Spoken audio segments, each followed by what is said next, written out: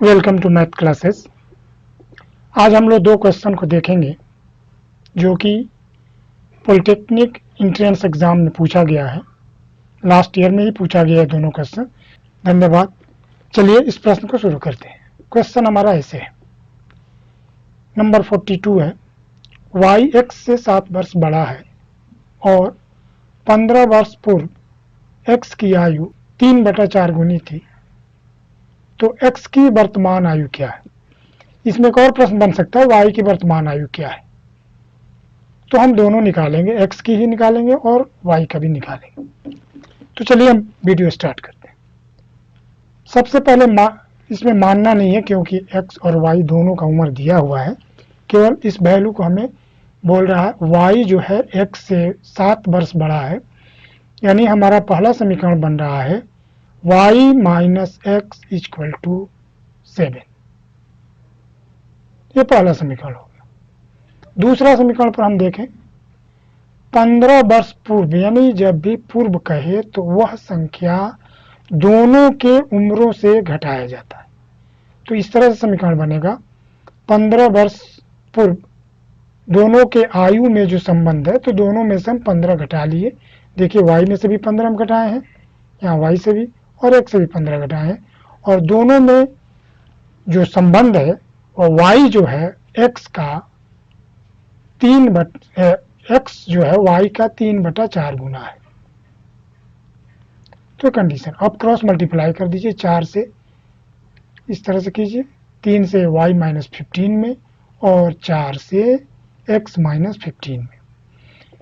3 से मल्टीप्लाई करें तो फिर हो जाएगा 3y और यहाँ 4x हो रहा है, 4x को इधर पक्षांतर कर लें तो माइनस 4x हो जाएगा और इस तरह से समीकरण बनेगा। और 4 में 15 से गुणा करेंगे तो माइनस 60 हो जाएगा, और इधर जो आप गुणा किए हैं माइनस 15 में 3 से, तो माइनस 45 होगा, जो कि दाहिने तरफ जाएगा तो प्लस में हो जाएगा, यानी हमारा समीकरण नंबर 2 बना।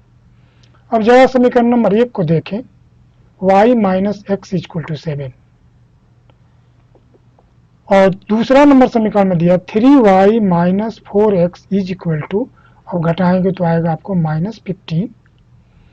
तो पहले समीकरण में यदि हम 3 से मल्टीप्लाई कर दें, इस तरह से 3 से मल्टीप्लाई कर दें, तो दूसरे समीकरण के y के वैल्यू के बराबर इसका भी y हो जाएगा। तो गुणा करें हम, तो हमारा मिलेगा 3y minus 3x equal to 7 में 3 से मल्टीप्लाई होगा तो 21। ये हमारा इक्वेशन नंबर 3 हो गया। अब इक्वेशन 2 को हम यहाँ उतार लें, 3y minus 4x equal to minus 15। अब यहाँ देख रहे हैं आप कि ये दोनों जो वैल्यू हमें दिखाई दे रहा है, ये दोनों इससे ये कट जा रहा है। यह हम घटाएंगे तो यहाँ माइनस होगा और यहाँ प्लस हो जाएगा और ये भी प्लस हो जाएगा। तो क्या होगा, 4x प्लस में हो गया, 3x माइनस में हो गया, यानी हमें x मिलेगा और ये दोनों जुट जाएगा, यानी 36 मिलेगा। यानी हमारा दिया वाला x का जो वैल्यू होगा वो 36 होगा।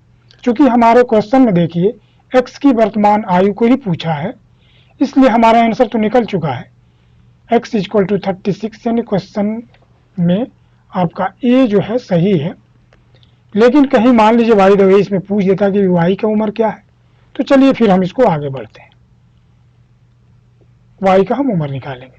तो हम पहले समीकरण को देखें, दिया हमारे पास y minus x equal to 7, x के जगह पर हम 36 को भर दिए, तो y minus 36 equal to 7, minus इधर पक्षांतर करें तो कितना हो जाएगा, y बराबर 36 प्लस में आ जाएगा प्लस 7 यानी 43, यानी y का वैल्यू हमें जो निकल गया वो 43 है। इन पहला क्वेश्चन हमारा कंप्लीट हुआ। दूसरा चलिए 43 है, एक समकोण त्रिभुज का कर्ण 20 सेमी है, इसके अन्य दो भुजाओं की लंबाई में अंतर 4 सेमी है, भुजाओं की लंबाई बताएं। यानी जो दो शेष भुजाएं हैं उनकी लंबाई हमें पता करना है। तो हम जानते हैं समकोण त्रिभुज में यदि कर्ण दिया है तो दो शेष भुजाएं हो गई, आधार और लंब। इसमें हम मान लेंगे, माना आधार x मान लें हम, तो x आधार मानने पर लंब जो है हमारा वो क्या बोल रहा है, 4 सेमी लंबा है, तो यहाँ पर 4 सेमी लंबा हो जाएगा। तो x प्लस 4 हो जाएगा। अब समीकरण से हमें क्या आ रहा है, देखिए ये फार्मूला होता है समकोण त्रिभुज के लिए, आधार स्क्वायर जोड़ लंब स्क्वायर इक्वल टू कर्ण स्क्वायर। तो आधार जो हमारा मिला वो एक्स स्क्वायर मिल रहा है, लंब जो हमारा मिल रहा है एक्स प्लस 4 का स्क्वायर मिल रहा है, और कर्ण जो दिया हुआ है 20। अब इसको हम तोड़ेंगे तो हो जाएगा एक्स की स्क्वायर एक्स होगा, और इसमें एक्स ए प्लस बी का होल स्क्वायर है तो एक्स स्क्वायर प्लस 2ab यानी 4 में 2 से गुणा 8x प्लस 4 का स्क्वायर करेंगे तो 16 इक्वल टू 20 का स्क्वायर करेंगे तो 400। अब यहाँ देखिए एक्स स्क्वायर जो दिखाई दे रहा है 2x स्क्वायर हो जाएगा, और 16x है तो 8x है तो 8x हो जाएगा, 16 है 16 माइनस ये पक्षांतर होगा तो माइनस 400 इधर आ जाएगा। अब यहाँ 400 में से 16 यदि हम सब्ट्रैक्ट कर रहे हैं तो हमारे पास मिल रहा है 384, तो हमारा अगला समीकरण मिल जाएगा 384 यानी 2x square plus 8x minus 384 equal to 0। अब हम देख रहे हैं दोनों में 2 कॉमन है तो कॉमन हम निकाल लेंगे 2, तो हमारा इक्वेशन बचेगा x square plus 4x minus 192 equal to 0। अब 2 में 0 से डिवीजन लगाएंगे तो 0 खत्म हो जाएगा, यहाँ से हमारा समीकरण बचेगा इतना x square plus 4x minus 192 यानी 192।